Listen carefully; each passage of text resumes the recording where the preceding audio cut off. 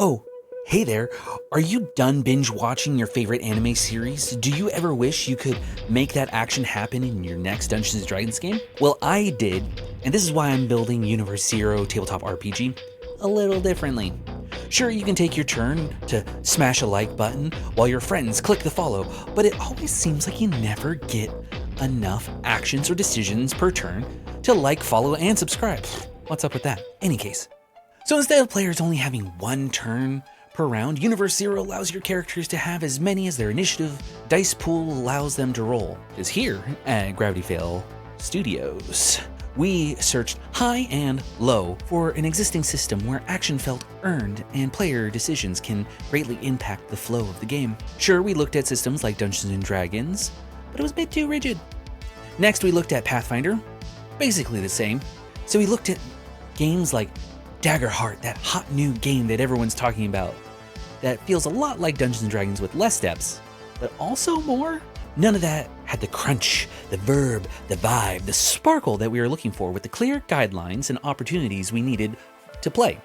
Not until we found a smexy little podcast called Pink Fohawk who showed us the world of Shadowrun 2nd Edition.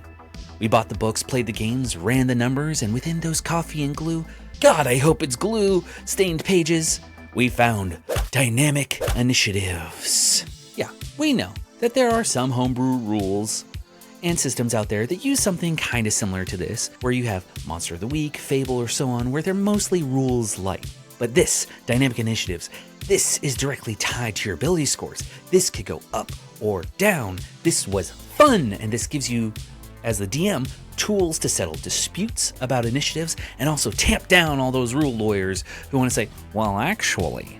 So, in Shadowrun, and now in Universe Zero, we use dynamic initiatives that allow the player to take a turn starting on their highest initiative and then again on every 10th initiative under.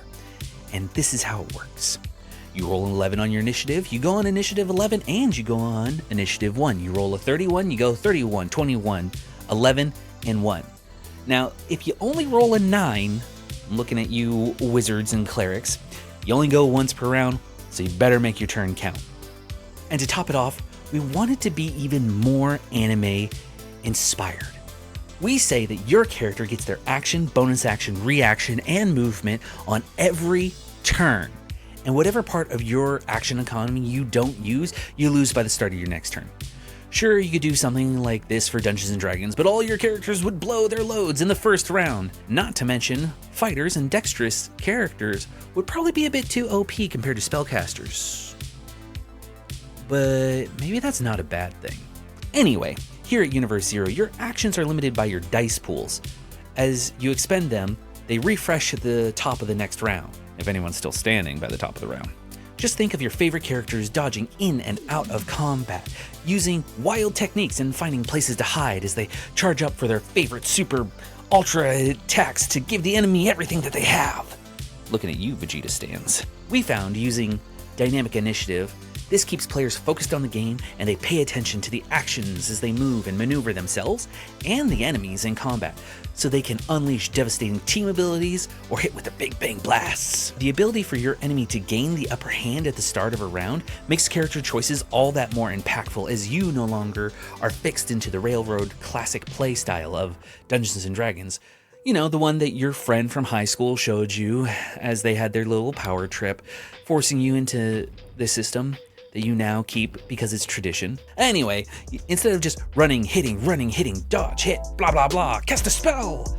But I hear you saying, if my initiative is always low, then won't I always go last?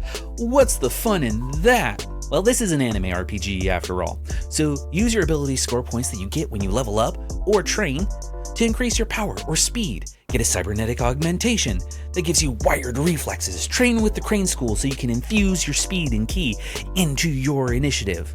So that just like Yororichi, you can become the goddess of the flash step.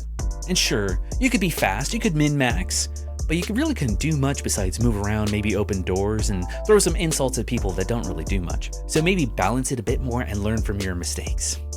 This is an anime RPG after all, and it's about self-discovery, training, and exploration. Sure, there's combat that's there for narrative purposes, or settling disputes when words, deeds, and the actions of humanity fail to settle these disputes. How would you use dynamic initiative in your games? Would you allow multiple turns per round, or just re-rolling initiative at the top of the round, or once every few rounds to change up combat? Let me know in the comments below, and make sure to come back for more Universe Zero and Tabletop RPG content. Remember to roll well.